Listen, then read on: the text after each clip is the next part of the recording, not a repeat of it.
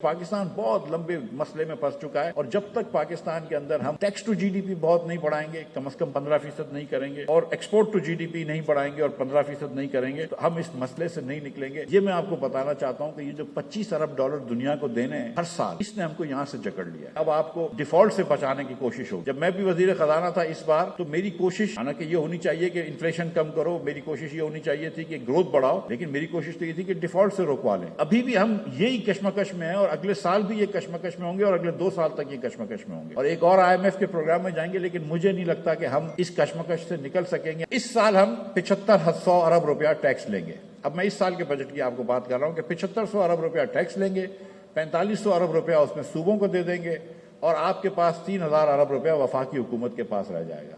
वफाकी हुकूमत का खर्चा जो है वो इस साल तकरीबन 10,500 का है, तो 7,000 अरब रुपए का तकरीबन आपको इस साल डेफिसिट होगा। अब आप तस्वुर करिए कि अगले साल जो है वो आपका बजट जो है उसमें टैक्स कलेक्शन डबल हो जाए, जो कभी भी मुमकिन नहीं है, लेकिन आप तस्वुर करें कि डबल हो जाए।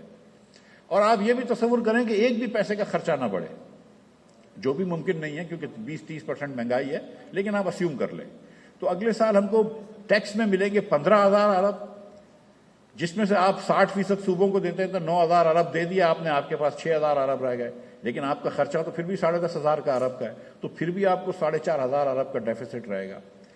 ये जो लॉन्ग टर्म अनसस्टेनेबल डेफिसिट्स हो गए, जब तक पाकिस्तान इसको खत्म नहीं करेगा, पाकिस्तान इस भंवर से निकल ही नहीं सकता है। और मैं सोच ही नहीं सकता हूं कि आप इस टैक्स स्ट्रक्चर के अंदर डबल भी कर लें रेवेन्यू, 3 गुना भी रेवेन्यू कर लें, आप इस भंवर से नहीं निकल सकते। इसलिए पाकिस्तान बहुत लंबे मसले में फंस चुका है और जब तक पाकिस्तान के अंदर हम टैक्स टू जीडीपी बहुत नहीं बढ़ाएंगे, कम से कम 15% नहीं करेंगे और एक्सपोर्ट टू जीडीपी नहीं बढ़ाएंगे और 15% नहीं करेंगे तो हम इस मसले से नहीं निकलेंगे। ये मैं आपको बताना चाहता हूं कि ये जो $25 अरब दुनिया को देने हैं हर साल, इसने हमको यहां से जकड़ लिया है। मतलब there is no escaping that. और ये आपने हर साल जो है अब आपको डिफॉल्ट से बचाने की कोशिश होगी। जब मैं भी वजीर खजाना था इस बार, तो मेरी कोशिश हालांकि ये होनी चाहिए कि इन्फ्लेशन कम करो, मेरी कोशिश ये होनी चाहिए थी कि ग्रोथ बढ़ाओ, लेकिन मेरी कोशिश तो ये थी कि डिफॉल्ट से रोकवा लें।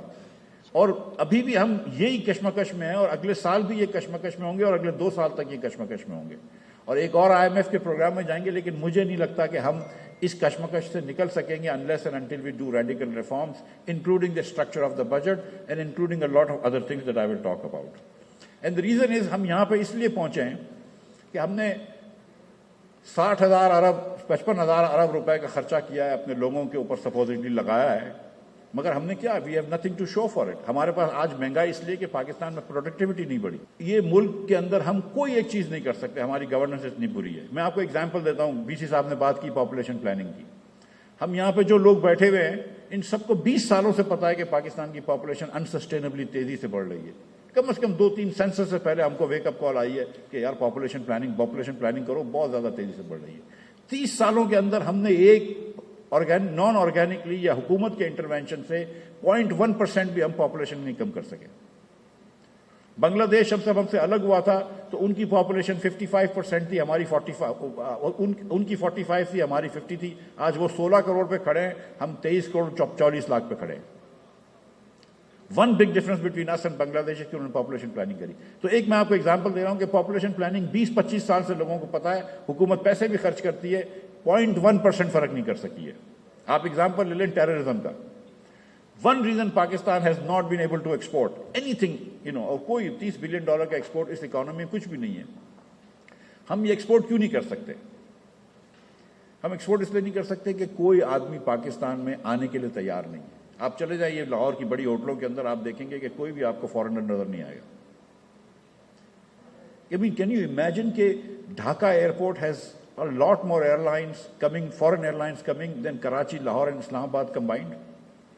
कौन सी फॉरेन एयरलाइन इधर आती है? कौन से फॉरेनर्स इधर आते हैं? कोई एक्सपोर्टर मुझे बता दे, ये बैठे हुए हैं यहाँ पे खोकर साहब, कि कितनी मरतबा इनके बायर्स आते हैं अमेरिका से या यूरोप से पाकिस्तान आने के लिए। वो कहेंगे दुबई आ जाओ, वो कहेंगे बैंकॉक आ जाओ, हम पाकिस्तान नहीं आएंगे। एक पाकिस्तान में $1 इन्वेस्टमेंट नहीं आता, फॉरेन इन्वेस्टमेंट जो एक्सपोर्ट के लिए हो। पाकिस्तान में कौन सा फॉरेन इन्वेस्टमेंट आता है? जिस शख्स को पाकिस्तानियों को बेचना होता है, यानी कि अगर मोबाइल फोन की सर्विसेज आपको पाकिस्तानी को बेचना है तो आप जैज का फोन यहां पे लगाएंगे, जैज की सर्विस यहां करेंगे। अगर आपको गाड़ी बेचनी है, टोयोटा गाड़ी बेचनी है, तो आप टोयोटा की फैक्ट्री इधर खोलेंगे पाकिस्तानियों को बेचने के लिए। लेकिन जो वियतनाम में एक्सपोर्ट आता है कि वो वियतनाम से बना के दुनिया में बेचते हैं, वो एक्सपोर्ट नहीं आता।